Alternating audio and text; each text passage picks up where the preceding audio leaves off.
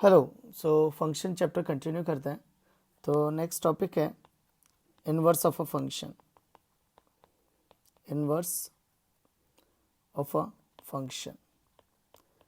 तो फंक्शन का इनवर्स क्या होता है? तो तुम्हें कई जगह ऐसे दिखेगा एफ रेस टू -1। तो इसका ये मतलब नहीं है कि 1/f है ना, ऐसा मत कर देना। तो इसका मतलब है इनवर्स फंक्शन। तो इनवर्स फंक्शन क्या होता है? अगर मान लो function is defined from A to B, तो inverse function is defined from B to A. ये डिफाइंड का क्या मतलब है? डिफाइंड का मतलब है कि फंक्शन अगर इधर से इनपुट ले रहा है और इधर आउटपुट दे रहा है, तो इनवर्स फंक्शन इधर से इनपुट लेगा,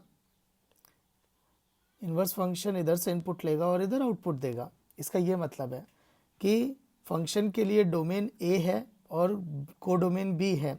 इनवर्स फंक्शन के लिए बी डोमेन है और ए कोडोमेन है। And inverse function is also a function. तो यानी इसकी भी वो डेफिनेशन सेटिस्फाई करेगी। Each and every element has a unique image. तो इनवर्स फंक्शन का क्या मतलब है? It's a reverse process. तो अगर ये फंक्शन है तो ये इनवर्स फंक्शन है, तो काइंड ऑफ रिवर्स प्रोसेस। तो इसको गलती से रेसिप्रोकल मत समझ लेना। तो इट्स अ रिवर्स प्रोसेस। जैसे लाइक साइन एक्स का डेरिवेटिव कॉस एक्स होता है ना। तो साइन एक्स का डेरिवेटिव कॉस एक्स होता है, उसी तरह से कॉस एक्स का इंटीग्रेशन साइन एक्स होता है। तो ये हो गया एक दूसरे के रिवर्स प्रोसेस। जैसे मल्टीप्लिकेशन डिवीज़न एक दूसरे के रिवर्स प्रोसेस है।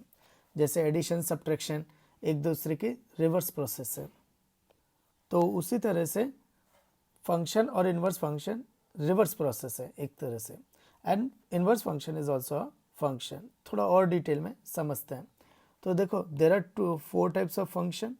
तो ऐसे 4 तरह के फंक्शंस थे। 4 तरह के कौन से? वो क्लासिफिकेशन में जो पढ़ा था अपन ने। तो 1 1 onto, 1 1 into, many 1 onto, many 1 into. तो ये हो गया 1 1 onto, many 1 onto. ये हो गया मैनी 1 इन टू, और ये हो गया 1 1 इन टू। और inverse function is also a function. तो वो डेफिनेशन यहाँ से भी दिखनी चाहिए। तो चलो देखते हैं। तो देखो, तो यहाँ पर ये फंक्शन नहीं है। क्यों? क्योंकि इसकी 2 इमेजेस आ रही हैं, तो डाइवर्जेंस इज नॉट अलाउड। तो अब जो पहले ए टू बी चल रहा था, अब बी टू ए देखेंगे कि भाई इनवर्स फंक्शन फंक्शन कैसे डिफाइंड होता है। तो ये नहीं हो सकता। क्यों? क्योंकि यहाँ पर एक की 2 इमेज है, डाइवर्जेंस है। ये भी फंक्शन नहीं हो सकता क्योंकि इसकी इमेज नहीं मिल रही। ये भी फंक्शन नहीं हो सकता क्योंकि एक की 2 इमेज मिल रही है और इसकी कोई इमेज नहीं मिल रही। तो ये तीनों रिजेक्ट हो गए। तो एक्चुअली यही रह गया। तो इसका मतलब, क्योंकि देखो सबकी इमेज है और सबकी एक एक इमेज है, तो इसका ये मतलब हुआ इनवर्स कब एग्जिस्ट करता है। तो inverse function exist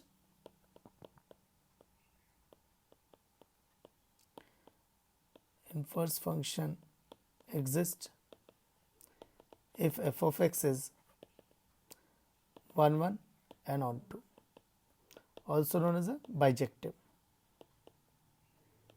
also known as a bijective। तो इनवर्स फंक्शन तभी एग्जिस्ट करेगा जब वो बाइजेक्टिव होगा। तो कभी भी अगर तुम्हें ना, अगर कभी भी उसने बोला कि इनवर्स फंक्शन, तो बस सबसे पहले दिमाग में आएगा कि वो 1 1 ऑन 2 है, बाइजेक्टिव है। फिर अगर कभी भी बोला बाइजेक्टिव है या 1 1 ऑन 2 है, तो इसका ये मतलब है कि इनवर्स एग्जिस्ट कर सकता है। वो ये बताना चाहता है।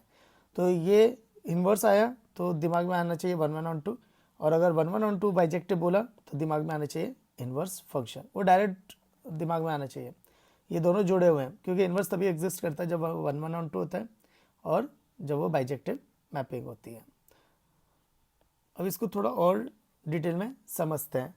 तो होता क्या है कि जैसे y is equal to sine x है, तो थोड़ा इसको और डिटेल में समझते हैं। तो जैसे y is equal to f of x है, तो y is equal to f of x है, तो x इज इक्वल टू क्या हो जाएगा? F inverse y। तो ये हो गया इनवर्स फंक्शन। मतलब इसको और थोड़ा डिटेल में समझते हैं। तो जहाँ x को रखने पे, जहाँ x को रखने पे y आ रहा था, तो इनवर्स फंक्शन में क्या होगा? y को रखने पे x आएगा।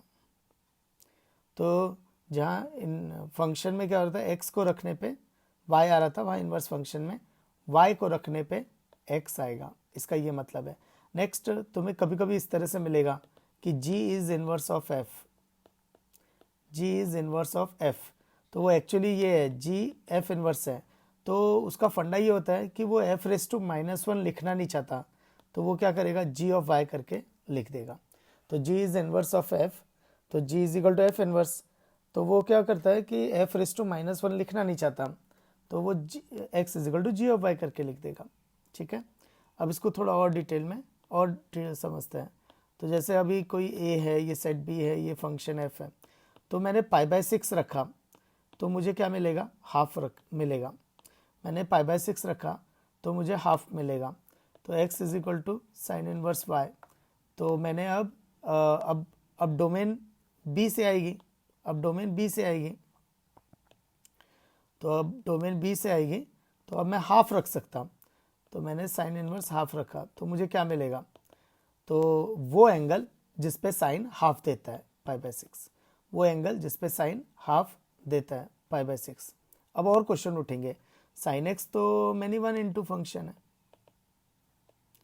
साइन एक्स तो मैनी वन इंटू फंक्शन है, तो फिर उसका इन्वर्स कैसे डिफाइंड हुआ। तो ये थोड़ी देर में और समझाता कि कैसे उसका मैनी वन इंटू से वो इन्वर्स फंक्शन डिफाइंड हुआ। नेक्स्ट एक और चीज़ समझानी है, sine x is equal to half और sine inverse half, sine inverse y is equal to sine या x is equal to sine inverse half, ये दोनों में फ़र्क है। ये क्या फ़र्क है, ये ट्रिग्नोमेट्रिक इक्वेशन है, ये इन्वर्स ट्रिग्नोमेट्रिक फंक्शन है। तो ट्रिग्नोमेट्रिक इक्वेशन का मतलब होता है वो कौन से एंगल है जिस पे साइन हाफ देगा, वो कौन से एंगल जिस पे साइन हाफ देगा। लेकिन इन्वर्स ट्रिग्नोमेट्रिक फंक्शन एक ही आउटपुट दे सकता है, तो सिर्फ एंगल आ गया π/6। फिर एक और क्वेश्चन उठेगा, वो तो 5π/6 पे भी हाफ होता है, तो वो क्यों नहीं लिया, तो उसके पीछे भी एक रीज़न है, और वो रीज़न है साइन इनवर्स की डोमेन रेंज का। तो यहाँ पे हमने क्या समझा कि sine x is equal to half और साइन इनवर्स हाफ में फ़र्क है। Sine inverse half inverse trigonometric function है, ये सिर्फ एक ही आउटपुट दे सकता है because of the definition of function. Sine x is equal to half एक ट्रिग्नोमेट्रिक इक्वेशन है, वो बस ये पूछ रहा है कि वो कौन सा एंगल है जिस पर वैल्यू हाफ आती है। फिर एक क्वेश्चन उठता है कि ये 5π/6 क्यों नहीं है, वो because of sine inverse function की डोमेन एंड रेंज, तो वो भी थोड़ी देर में देखते हैं। तो अब अपने को समझना है कि यार y equal to sine x तो एक इन्वर्स फंक्शन कैसे डिफाइन कर दिया। तो अब देखो साइन एक्स तो ये कैसा फंक्शन है, 1 1 मैनी 1 ऑन टू इंटू। तो देखो कभी भी अगर कुछ दिया नहीं होता तो उस केस में हम लोग डिफाइनिंग लेते हैं real to real, real to real. तो अगर इसकी डोमेन चेक करें तो वो है x बिलोंग्स टू रियल और रेंज है इसकी -1 से 1, तो ये हो गया many 1 into function, many 1 into function. अब एक गजब की बात यह है, तुम किसी भी फंक्शन का 1 1 ऑन टू बना सकते हो, किसी भी फंक्शन को 1 1 ऑन टू बना सकते हो, पर 1 1 ऑन टू बनाने का तरीका जो होता है, तो ये हो जाएगा अभी y is equal to sine inverse x। Inverse function हमेशा इन टर्म्स ऑफ x लिखा जाता है, इसलिए मैं y is equal to sine inverse x लिख रहा हूँ। ये कंफ्यूज मत हो ना कि x is equal to sine inverse y होना चाहिए, है ना, ये बात भी सही है, लेकिन जनरली हम फंक्शन जो है वो x के टर्म्स में लिखते हैं, तो इसलिए मैं इसको लिखूंगा x और x की जगह कर दूंगा y, तो ये हो जाएगा इन्वर्स फंक्शन। नेक्स्ट, किसी भी फंक्शन को 1 1 ऑन टू बनाया जा सकता है, कैसे, डिफाइन करके। अब वो डिफाइन करना भी बहुत आसान है, देखो कैसे। अब ऑन टू कैसे बनाते हैं कि भाई जो रेंज है या वही कोडोमेन होनी चाहिए या फिर कोडोमेन ही रेंज होनी चाहिए। तो देखो, तो इसकी डिफाइनिंग हो जाएगी कि तो इसकी रेंज कितनी आती है, तो इसकी रेंज आती है, तो मैं y is equal to sine x को ऑन टू बना रहा हूँ, तो y is equal to sine x को ऑन टू बनाएंगे अपन। तो रेंज जो होगी उसी कोई कोडोमेन लिख दो, तो ये हो गया -1 से 1, तो कोडोमेन हो गई -1 से 1। अब आता है रेंज हो गई। अब डोमेन, तो देखो डोमेन लेने का तरीका क्या होता है कि साइन एक्स का जो ग्राफ होता है या फंक्शन का जो भी ग्राफ है, तो उसमें जो भी एक इंक्रीजिंग या कोई डिक्रीजिंग ब्रांच ले सकते हो, कोई भी इंक्रीजिंग या कोई भी डिक्रीजिंग ब्रांच ले सकते हो। यहाँ पे लेंगे एक इंक्रीजिंग ब्रांच, क्यों लेंगे, क्योंकि ये प्रिंसिपल डोमेन है। तो हुआ क्या है, थ्रू आउट एक स्टैंडर्ड मेंटेन करने के लिए थ्रू आउट सिलेबस चैप्टर पूरी मैथमेटिक्स एक स्टैंडर्ड मेंटेन करने के लिए प्रिंसिपल डोमेन और रेंज कंसिडर की गई है, तो वो है -π/2 से π/2। तो यहाँ हम लेंगे इंक्रीजिंग ब्रांच, तो डोमेन हो जाएगी -π/2 से π/2 and now the function is 1 1 on 2। तो x बिलोंग्स टू -π/2 से π/2 and now the function is 1 1 on 2। तो किसी भी फंक्शन को मैनी 1 on 2 इंटू किसी भी फंक्शन को 1 1 on 2 बना सकते हैं। कैसे? उसकी रेंज कोई कोडोमेन बना दो और डोमेन ऐसी लो जिस पे ये रेंज भी मिले एंड या तो सिर्फ इंक्रीजिंग ब्रांच या सिर्फ डिक्रीजिंग ब्रांच।